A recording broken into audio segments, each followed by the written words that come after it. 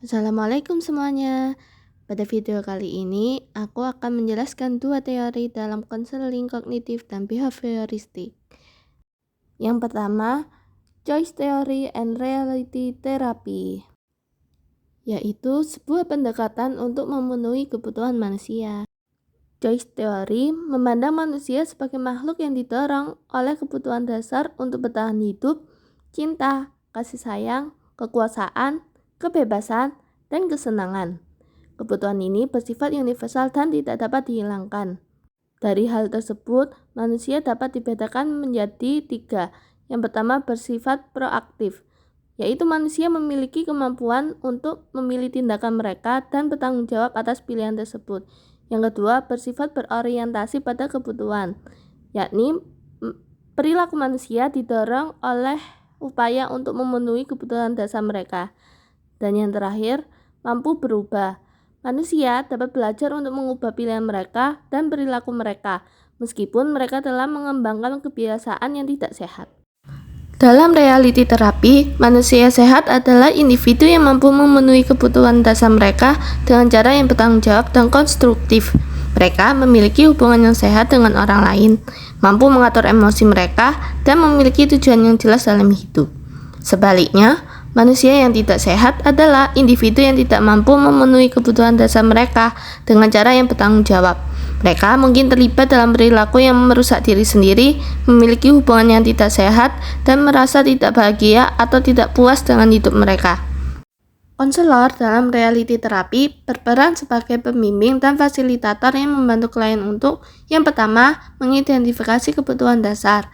Konselor membantu klien untuk memahami kebutuhan dasar mereka dan bagaimana pilihan mereka memengaruhi kemampuan mereka untuk memenuhi kebutuhan tersebut.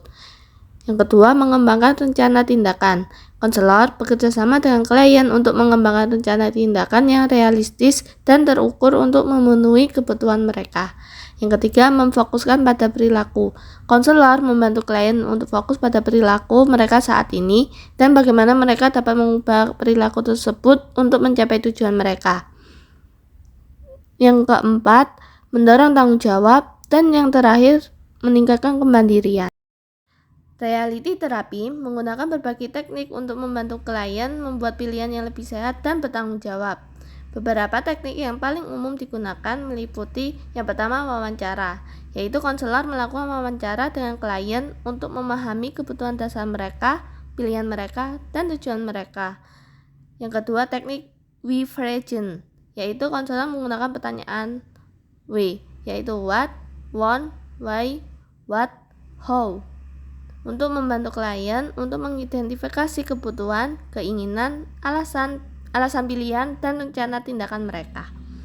Yang ketiga, teknik sampai, yaitu konselor membantu klien untuk mengembangkan rencana tindakan yang spesifik dan terukur yang akan membantu mereka mencapai tujuan mereka. Yang keempat, teknik tanggung jawab, yaitu konselor membantu klien untuk menerima tanggung jawab atas pilihan mereka dan untuk belajar dari kesalahan mereka. Dan yang terakhir, teknik hubungan. Konselor membantu klien untuk mengembangkan hubungan yang sehat dengan orang lain. Merasa kurang pede dengan diri saya, walaupun saya itu merasa saya punya bakat hal itu, tapi satu sisi saya merasa kayak saya kurang yakin dan kurang pantas untuk mengikuti lomba itu. Kenapa ada pikiran untuk kurang yakin? Karena menurut saya masih ada siswa-siswa lain yang mungkin lebih berkompeten daripada saya itu. Begitu ya, baik. Bertanya dia, menurut Dila apa saja yang perlu dipersiapkan untuk lomba tersebut? Ya, menurut saya mungkin saya harus lebih giat lagi untuk belajar, karena menurut saya itu mengarang ya ibu, jadi mungkin saya akan lebih banyak membaca untuk literasi lainnya atau literatur yang lainnya seperti itu. Tapi sudah dilakukan oleh Mbak Dila sendiri? Belum, karena saya merasa ya itu kan ibu, saya merasa takut karena saya merasa belum pantas untuk mengikuti lomba itu. Menurut Dila, jika seperti ini terus, apa bisa lolos tulisannya? Ya, menurut saya jika saya masih merasa takut, yang ada nanti saya makin ambiar Bu tulisannya, saya yakin pasti tidak akan lolos. Nah, betul Dila. Nah, menurut Dila bagaimana sih langkah yang harusnya ditempuh untuk bisa lolos? Ya seperti di awal itu yang saya bilang, saya harus banyak membaca dan banyak melatih diri supaya tulisan saya bisa bagus dan diterima oleh pihak juri. Baik Dila benar banget tadi. Dan Ibu bangga banget karena Dila itu sudah pantang menyerah dan mengejar cita-citanya ya. Jadi kita itu tidak perlu takut ya. Jadi kita itu hanya fokus pada diri kita untuk mengembangkan diri kita. Jangan takut ada saingan atau apa. Lebih baik kita kan mengupgrade diri kan dengan tadi itu yang dikatakan dengan membaca, menulis, latihan menulis gitu kan kata-kata. Nah, jadi Dila itu nggak perlu takut gitu. Coba ya, ya. Nah, langkah selanjutnya apa nih yang kamu mau lakukan? Saya mungkin akan melakukan hal yang kita diskusikan tadi Bu, seperti itu. Dan saya harap semoga harapan-harapan dari guru-guru yang lain bisa saya lakukan dan menjadi juara di sekolah ini. Amin. Teori yang kedua yaitu transaksional analisis. Transaksional analisis atau yang biasa disingkat TA yaitu pendekatan behavior kognitif yang berasumsi setiap pribadi memiliki potensi untuk memilih dan mengarahkan ulang serta membentuk ulang nasibnya sendiri. TA memandang manusia sebagai individu yang memiliki 3 aspek utama. Yang pertama, ego state, yaitu suatu sistem perasaan dan kondisi pikiran serta berkaitan dengan pola-pola dan tingkah lakunya. Terdapat 3 jenis ego state yang secara inheren eksis dalam setiap diri individu. Yang pertama, ego state orang tua atau parent. Yang kedua, ego state anak-anak atau child. Dan ego state dewasa atau adult. Pada ego state orang tua atau parent, yaitu bagian dari diri yang menyimpan nilai, aturan, dan keyakinan yang dipelajari dari orang tua, guru, dan figur otoritas lainnya. Pada ego state anak-anak atau child, yaitu terdiri dari perasaan impuls dan spontanitas, biasanya ditandai dengan spontan, memiliki kebutuhan, perasaan, dan keinginan untuk bereksplorasi dan lain sebagainya. Dan dalam ego state orang dewasa, yaitu memproses data. Hal ini ditandai dengan kesadaran bahwa data itu penting dalam komunikasi. Ciri-ciri ego state ini adalah berpikir logis, berdasarkan fakta-fakta objektif dalam mengambil keputusan, diplomatis, tidak emosional, dan lain sebagainya. Selanjutnya, aspek yang kedua yaitu transaksi. TA menekankan bagaimana orang berinteraksi satu sama lain melalui transaksi yang bisa berupa verbal atau non-verbal. Itu ketika terjadi satu orang mengirimkan pesan dan orang lain merespon pesan tersebut. Dan transaksi dapat bersifat komplementer atau seimbang, juga silang atau tidak seimbang. Aspek yang ketiga yaitu skrip hidup. TA percaya bahwa setiap individu memiliki skrip hidup, yaitu pola perilaku yang dipelajari dari masa kanak-kanak dan memengaruhi cara mereka berinteraksi dengan dunia. Lalu skrip hidup ini dapat berupa positif atau negatif, serta dapat diubah dengan terapi. Jadi hakikat manusia dalam TA yang pertama, manusia adalah makhluk yang kompleks dengan berbagai ego state yang memengaruhi perilaku mereka. Yang kedua, manusia memiliki kemampuan untuk memilih dan bertanggung jawab atas pilihan mereka. Yang ketiga, manusia dapat belajar dan berkembang melalui terapi dan perubahan perilaku. Yang keempat dan yang terakhir, manusia memiliki potensi untuk mencapai kesehatan mental yang optimal. Manusia yang sehat dalam TA yaitu individu yang mampu beralih dengan fleksibel antara ketiga ego state-nya serta 3 aspek dalam dirinya. Mereka memiliki hubungan yang sehat dengan orang lain dan mampu mengatur emosi mereka serta memiliki tujuan yang jelas dalam hidup. Manusia yang tidak sehat yaitu manusia yang terjebak dalam 1 atau 2 ego state, terutama dalam parent yang mengontrol atau child yang tidak terkendali. Mereka mungkin terlibat dalam perilaku yang merusak diri sendiri, memiliki hubungan yang tidak sehat, dan merasa tidak bahagia atau puas dengan hidup mereka. Menurut Stewart et al., analisis transaksional membagi 4 posisi hidup yang sering dipilih oleh individu. Yang pertama, saya oke, kamu oke. Posisi ini adalah posisi yang dipilih individu apabila dia merasa dirinya baik atau oke dan orang lain dirasakan juga baik atau oke.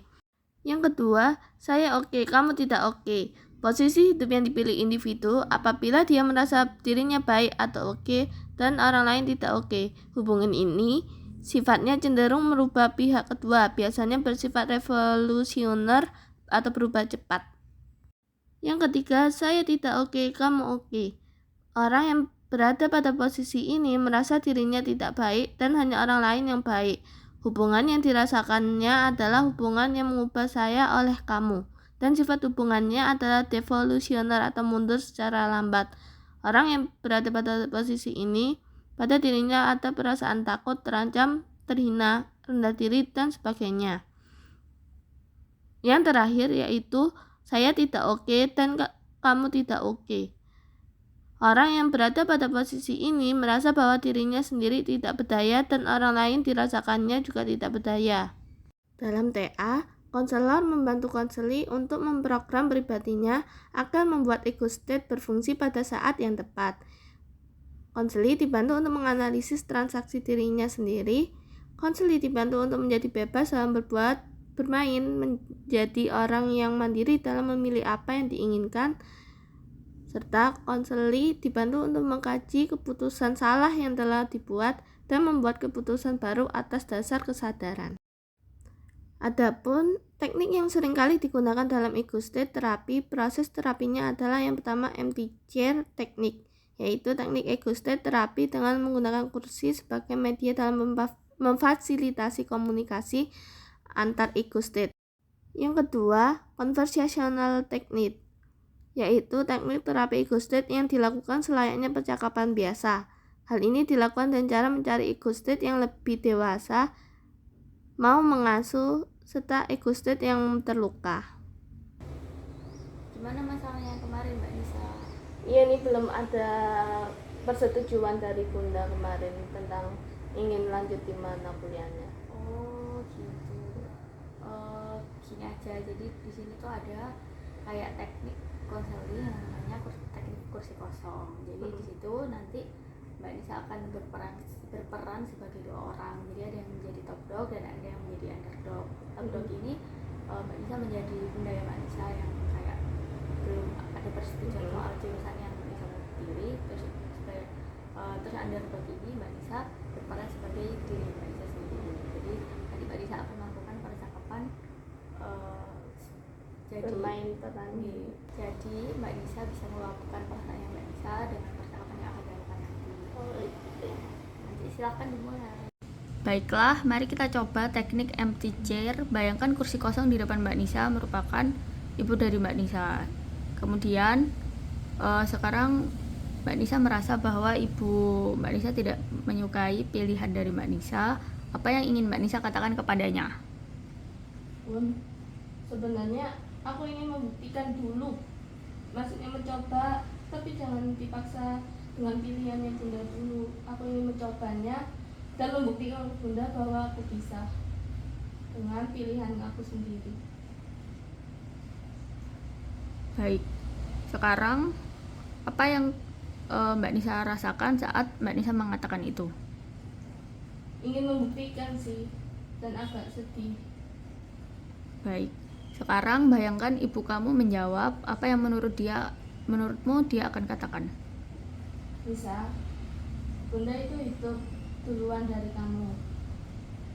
Bunda itu punya pengalaman juga, maka Bunda akan mengarahkan yang terbaik, yang apapun, yang dari segi pandang Bunda. Baik, sekarang dari ego state orang tua, apa yang ingin kamu katakan kepada ibumu? Bun, aku hanya ingin membuktikan ke Bunda bahwa aku bisa dengan pilihanku sendiri. Jadi tidak semuanya harus dihandle diarahkan. Aku juga punya arah tujuan sendiri. Baik. Mbak Nisa, apa yang Mbak Nisa rasakan sekarang? Sudah lumayan lega sih, udah tersalurkan. Baik. Melalui teknik ini Mbak Nisa bisa mengekspresikan perasaan Mbak Nisa terhadap respon dari Ibu Mbak Nisa. Nah, ini akan membantu Mbak Nisa memahami dinamika hubungan Mbak Nisa dengan Ibu Mbak Nisa. Nah, sekarang gimana? Nanti Mbak Nisa akan menerapkan ini di kehidupan sehari-hari. Gimana nanti Mbak Nisa bisa berkomunikasi dengan Ibu Mbak Nisa? Saya akan menjelaskan ke Bunda secara baik-baik bahwa saya ingin menjalankan dengan tujuan saya sendiri dan membuktikan bahwa saya bisa dengan tujuan saya sendiri. Baik, terima kasih Mbak Nisa.